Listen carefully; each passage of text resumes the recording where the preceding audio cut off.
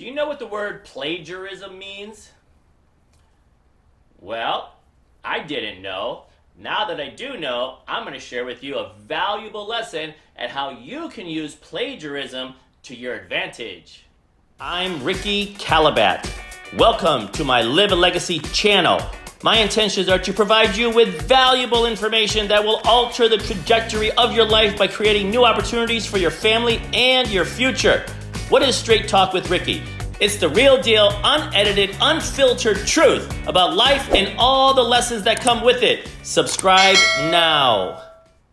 Okay, plagiarism. Sounds like a scary word, doesn't it? So, I first learned about it in 9th grade English class. And the teacher gave an assignment. We all had to pick a famous person and we had to write a little story about them. And so at this time I had picked, I think it was Abraham Lincoln. And so what did I do? I said, okay, I'm gonna write a story. Let me go learn about this guy. So I went to the library, pulled out the encyclopedia, because yes, we did not have computers back then. And I'm reading about Abraham Lincoln. And I'm like, oh wow, this is really good. Oh wow, this is really good. Wow, that's great. Like, who am I to change what the encyclopedia says? I mean, this is very well written. I'm not going to do better than that, right? So let me just copy that down. So here I was, and I changed paragraphs from here or here, but pretty much I wrote word for word. I took, 5 pages of content, and I took 6 paragraphs, and I put them into my own report, right? And so, sure enough, I handed it in, and I felt confident. I was so happy. I was like, all right. And I get back my report, and it was an E. And yes, back in the day, there was A through E, and an E was failure. No. And I'm like, wait, what happened? And then she's like, it's very obvious that you plagiarized this report. And I was like, what the hell does that mean, right? Number one, I never heard of it, right? So I was guilty, but I was ignorant more than guilty because I didn't know that that was a thing. I certainly didn't know it was wrong. So when she explained it to me, she was like, somebody wrote that, and that's their information, right? That's their content. That's copyrighted. That's, what their work. And when she explained it to me that way, I'm like, oh, work? She's like, yeah, it's like a piece of art, and it's like yours, and you did it, you created it. And that was the most valuable lesson at the time, because I never even thought about the world in that way.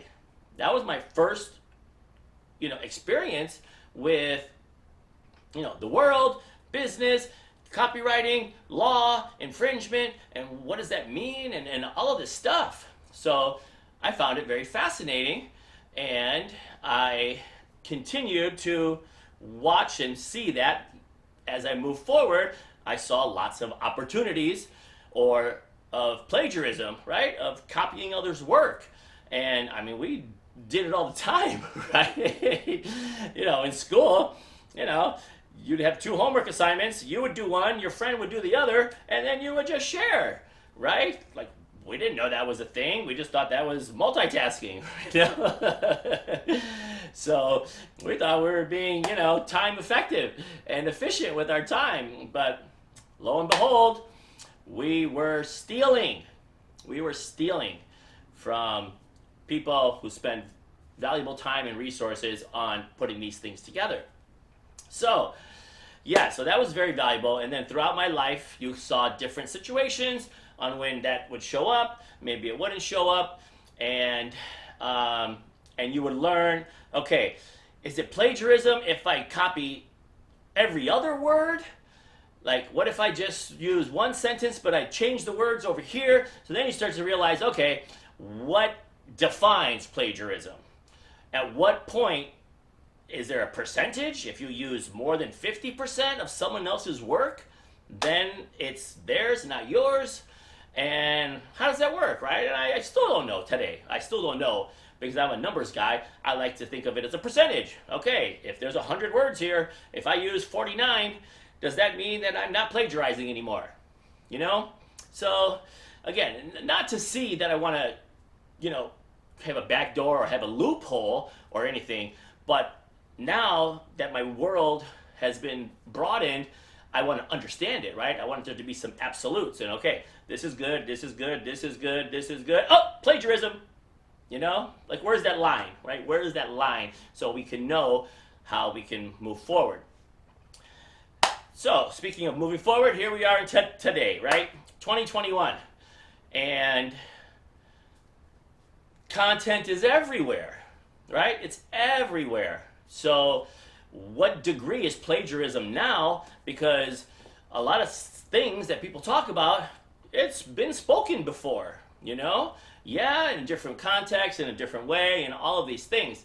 So, what I've learned, and it's helped me tremendously in my personal life, professional life, and, family life and relationships, is, we're consuming content, right? We're consuming content, whatever the media, whatever the platform is.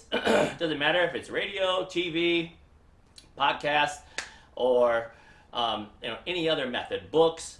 So we're consuming content, and I think part of our life is we are the curators of that content. We have our own filtering system in our head that's going through and filtering all this content, and then we project it. So, in a way, right, again, I don't know what defines plagiarism at whatever level, but in a way, we're kind of plagiarizing because we're taking information and reproducing it. But that's the good news. When you take it and then you reproduce it, what that means is, you cut it, you chop it, you add this, you take that, you change the ingredients of something, right? So if it was an apple pie and here's the ingredients, you can still make an apple pie. You just don't use all those ingredients. You use your own. Maybe you don't want a pinch of salt, you want a dash of salt. Maybe you don't want pepper, you want, truffle pepper or whatever, right? You make it your own. And I think it's very important in life is part of life is, I won't call it plagiarism because obviously that's a bad word, but it is experiencing other people's ways of doing things, adding your own special sauce, creating it, making it your own, and then you can repurpose it, you can recycle it, whatever reword you want to use, that you can put it back out there and sell it as your own, create your own brand upon it. And, kind of like when I do these videos, I listen to a lot of podcasts. I hear a lot of different things. And when I see something that resonates with me, I'm like, oh, that's really good. What that person said, I remember I learned that lesson years ago. And this was my experience around that lesson that same person is talking about. But we have totally different experiences around that lesson. So same story. So it's like, oh, is that plagiarism? No. Same story. He went to Vegas, I went to Vegas, and something happened, right? My happened was different than his, but it started the same way. You know what I mean? So I think that's like the foundation of life, right? Like there was a company, I remember, I'm from Detroit, right? I'm in Michigan. There was a headquarters, was a company called BASF. And I'm not even sure if they're around anymore. But their slogan, their tagline was, we don't want to do what you do. We want to do what you do better. Isn't that freaking awesome? I love that. I don't want to do what you do. I want to do what you do better than you. Because that's really what makes the world go round, right? Like, raise the bar, baby. Oh, you can jump 5 feet. I want to jump 6. Oh, someone else is going to jump 7. Like, you're raising the bar. But I may never have thought about that if I didn't watch you do it. So it's the whole competitiveness. Like, that's the American, ingenuity at work. The American dream is not just coming here and coming up with some random invention. It's taking something that maybe you're using in your life, and then you find a different use for it. It's not better per se, but it's different. Maybe it streamlines the process. Maybe it's more effective. Maybe you can do things faster, stronger, easier, whatever. That could be make it better. And then you can create a new patent, right? Or a copyright or a trademark, and then you can call it your own, and then boom, you stamp your brand on it and put it out in the world. So think about that. What are you doing in your life that's not brand new? Somebody else has already done it, but how can you do it a little better? How can you add your stamp on what someone else is doing? Twist it, bring your special sauce, put a new recipe in place, and then launch it into the world. That's how you become successful, famous, and, make an impact, right? More importantly, you change the world, right? When people say change the world, like, oh, I don't want to change the world. That sounds like too much work. No, it's not. Changing the world is as easy as creating a better mousetrap. That's it. Here's a mousetrap. Here's a better one. You just changed the world. So it's not as hard as you think to take something that already exists and look at it and go, what else can we do with this? How else can we make this lighter, cheaper, faster, better, whatever it is, For example, like Shark Tank. I love the Shark Tank. I love it. And the reason I love it is because it's like filled with all these, incredible people who are super duper smart, and usually out of a need, they invented something. Well, I was looking for this. I went to the store, I went online, nobody had it. So I was playing around in my garage and I created a, step stool that you can hang from your car or whatever it is. It's spectacular. Congratulations. Everybody has the potential to do that. So remember, you're the creator of your own world. Opportunities are all around you every day. So when you think about, creating a new idea or what you can be known for, or how you're going to change the world, don't think of it as such a hard thing to do.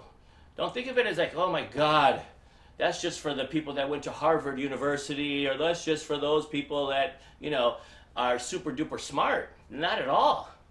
Not at all. It's as easy as taking something that already exists and making it better. Including yourself, by the way. So I'll save that conversation for another video.